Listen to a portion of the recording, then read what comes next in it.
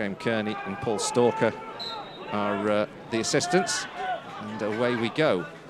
And the ball's here with Fitzpatrick, who plays it down the left-hand side. It's held up, and the ball won back well by John Johnson. Picked up here by James Gale. Good early momentum here from the Lions. Out to the left-hand side. Tia tries a little reverse pass that's blocked, and then loses out in the battle, and Chester fighting in the middle of the pitch to try and win the ball with George Glendon. Next game, as the long throw comes in, guys, you get a break here with Kane Felix, just gets ahead of the goalkeeper and then clears by the defender before James Gale can capitalise. A real opportunity from nothing there, from a long throw in towards the 18-yard box, but guys, he's so close to opening the scoring there as, well, Chester are caught napping, who in turn have also had plenty of the ball in the Lions half. They're playing it square now with Stevenson. The tackle by Ekpolo, but he's dispossessed. And now there's a chance here for Weeks to win back the ball. It takes a shot from range, just flashes past the upright. Owen Mason dived down to his right-hand side. I think he might have had it covered had it been on target, but it goes behind for a goal kick and a first real sight of goal for Chester. Great feat. Backwards towards Stevenson. Stevenson up against Latty Fairweather. Dribbles, Latty Fairweather sticks to his task, but Stevenson still finds a ball through here to Glendon. Back to Sargent. Sargent edge of the area, gives it to Weeks. Weeks will get another shot away this time. Hits the back of the net. Ferocious drive. The Lions can't say they weren't warned, because Matty Weeks had something similar a few moments earlier, but this time he has struck that with great force and power and beaten Owen Mason, and it's Chester who lead after 15 minutes, and Declan Weeks is the goal scorer. Chester, it's Guisey 0, Chester 1. Comes to nothing as the ball ricochets off Dom Tier and then out of play, and then Becker's been caught in possession. Weeks has won it, plays it forward towards Waters. There's a slip from Hamza Ben-Sharif. The referee sees that Waters just caught Ben-Sharif, and we can put our hearts back in our mouths. Could be one that we're looking out for. It tends to be Gloucester, Telford, Farsley at the moment, but Blythe too, doing so well. Guisey aren't either, and Glendon's on the way forward as well. He's played a lovely ball into Waters. Good save from Owen Mason with his outstretched boot. That was the only thing between Chester's second goal, though. After a very smart move from the visitors, very close to doubling their advantage, and now Guisey come away with the ball with Ekpolo. Cantrell comes up to the halfway line. The ball's played over the top here by Tier, and then into Gale again. Picked up well by Mbeka, played out to the left-hand side. Latty Fairweather, who puts a bit of trickery, gets into the box, plays it across the face of goal, towards the back post. Gale finally gets it. Goes between a cluster of Guisey players. Neither of them get a clean swipe at the ball, and then it's tapped out for a corner. By and large, hasn't been overly troubled this half. Mason has made a very, very good save to prevent Guisey going 2-0 down. Waters now on the ball for the visitors once again as they come down the right flank. Scramble away to dispossess Waters, and the referee calls time on the half. It's 45 minutes if you were a Chester perspective, who lead by a goal to 0, but it's not the full tale of the half, with Guisey having had a chance just before Chester's goal, having been denied by Louis Gray when Kane Felix went through on goal. Had James Gale been more alert to the follow-up, might have taken a lead.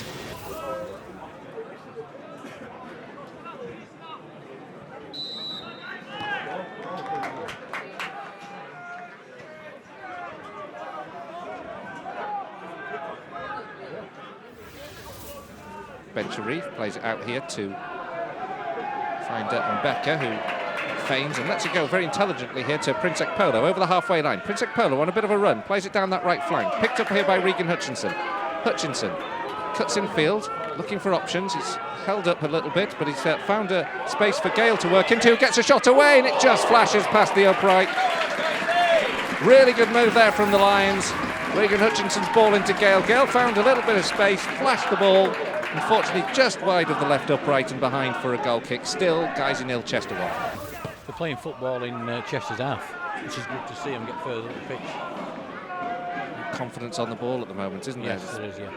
Down this right-hand side, and that gives John Johnson a chance to run at it. Gets into the penalty area, finds Kane Felix, flashes it cross-facing goal. Oh, it just goes across and behind for a goal kick.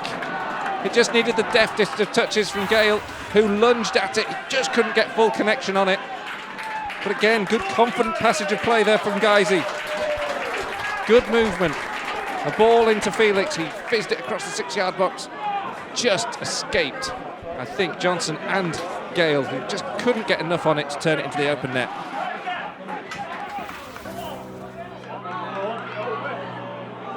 Regan Hutchinson keeps running, gets it into the box, dinks it in towards the penalty area, towards Felix, headed away.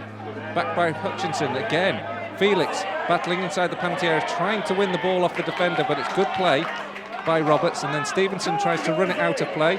Can't, it's dispossessed by Hutchinson again. Latty Fairweather, left-hand side of the penalty area, finds Felix. Felix gets a shot away, blocked by the defender. Still in play. Headed away once again, and now Geizy win it with Hutchinson. Hutchinson towards the edge of the area. Well dealt with that time by Harrison Burke. Picked up again by Umbeka. Back into the box. Back post at the edge of the 18-yard box is Hoare. He takes a shot, but it's not directed. He feels it takes a deflection, but I think Hoare hit that cleanly enough, and it was just always steered wide. Said something around 200 of those were from Chester, I think was the rough estimate, but not sure we've got a split. Ball picked up by Stevenson. Chance here for Chester. Oh! And on the counter-attack, Stevenson has found himself some space, and he's pulled infield from the edge of the 18-yard box, found an angle for his left foot to get a shot away, and fired it into the back of the net to give Chester the point. Break Geizy hearts, because now it is Geizy 0, Chester 2. Or conversely, just leave Gale on for longer. Yeah. Brown picks up the ball on the right-hand side, has a run with it, and no options for a pass. Cantrell halfway line. Guiseley 2-0 down, deep into stoppage time now. Adam Hall looks like he's being pulled back, but referee unmoved.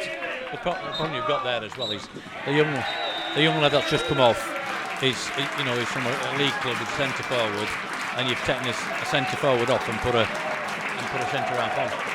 If that makes sense, to put a centre half in your position,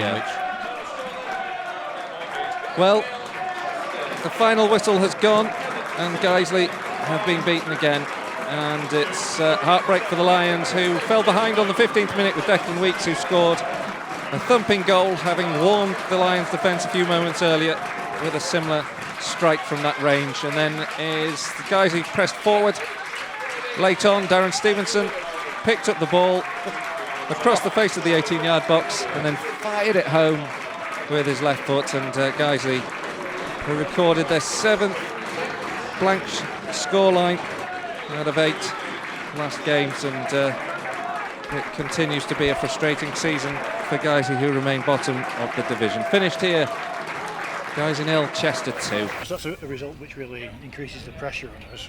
But we have a week before a match at Chorley. How do we turn things around? Well, we've got to come out with a lot more purpose than we did first half, Ivan, that is for sure. I think we've been guilty this season of starting really fast every week, and guilty of not scoring enough goals when we get on top of teams. Today we're starting a bag of rubbish, to be honest. We were solid after Tuesday's game. I know there were no spectacle Tuesday for purists, but it was one hell of a scrap Tuesday night was, and I expected us to come today and try and start with the same fight as we did Tuesday and trying to get to more ability, but honestly, that first 45 just unacceptable from us, and half the team didn't show up. I didn't think first half, and then second half you come out, try and get back in the game.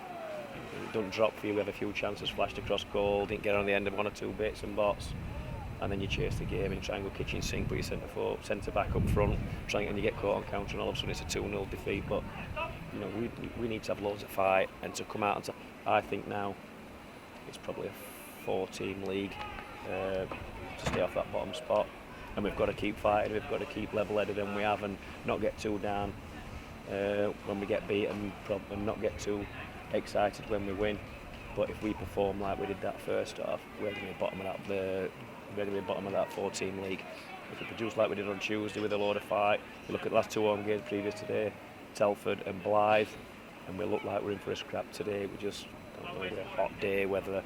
I don't want no excuses at all. We just didn't start strong enough, and to be fair, it was the same heat, the same weather for Chester, and they started really fast and got the goal, and then on gone in there, and then we chased the game and we got done late on. Both goals were good finishes, but they seem to have a bit of a time on the edge of our box. Well, that's it. There's one thing that we don't give teams, and I've just said we're guilty of getting on top of teams and not scoring enough goals. That's the reason why we're down towards the bottom, but we're never guilty of getting up to 1 yard and stopping people playing it for 10-15 minutes. We didn't look like we're anywhere near them, and that's what's cost us today. We've tried to repair at half time, and you can't come in at relegations. So I'm not always as critical at lads today, but half of the team first half didn't turn up for half a game, and I thought the game were over at half time. We tried to rally. We did rally. We had, like I say, we had a few chances to go across goal that we probably should have scored and just gone wide. But we should never ever be trying to receive a situation because we got outfought for 45 minutes. Right, and looking forward, you've signed a new keeper, Scott Maloney. You've produced another rabbit out of a hat. Can you tell us something about him? Yeah, well, I've known about Scott a long time, and obviously with the situation we owe him, we're unsure exactly what is going to happen. With that, we've had no confirmation how long it's going to be, so at the minute we're still waiting to hear back from FA. I think it's probably because it happened after the full-time whistle, and they're going to assess that. But Scotty, he's a great lad. He's come highly recommended, and I'm sure if and when he's needed, he'll come in and do us a real good job. Thanks. And can you just give us an injury update on Andy Kelly was missing today? Andy Kelly and Jason, as I said, I thought the game were real intense, a real physical battle on Tuesday night, and they both felt their hamstrings, and Andy in particular came back from a long time out, played 4 games in no space of time, and he can feel it. So we've got to do the sensible thing and chuck him out again, and we don't want him to rip him at the end of the season. And same with Jason. Hopefully, they're not quite as bad as we hope, and we can have more players to choose from next week. And looking a bit longer term, I've seen Jamie Spencer without a boot on today. Yeah. Hopefully he's going to be a couple of weeks of rehab. And you know what Jamie's like, the way he chomps at the bit. I'm sure he'll turn 4 weeks into 2 weeks because he'll be desperate to go on and make a difference. He's coming in the dressing room at full time and said his piece. He's not even involved. So that's the sort of characters that we need. Right, and no game on Tuesday, so a bit of time to prepare for Chorley now. Yeah, that's it. You go to Chorley. Before we even set up, before we even start training Tuesday or Thursday, I'll tell you now what to expect when you go to Chorley. They're going to be aggressive, they're going to be strong, they're going to try and beat you to punch and try and beat you up from first minute, and then they've got a lot of good players with good ability. So if we're not ready to go and have a fight from first minute next Saturday, we might as well not even turn up.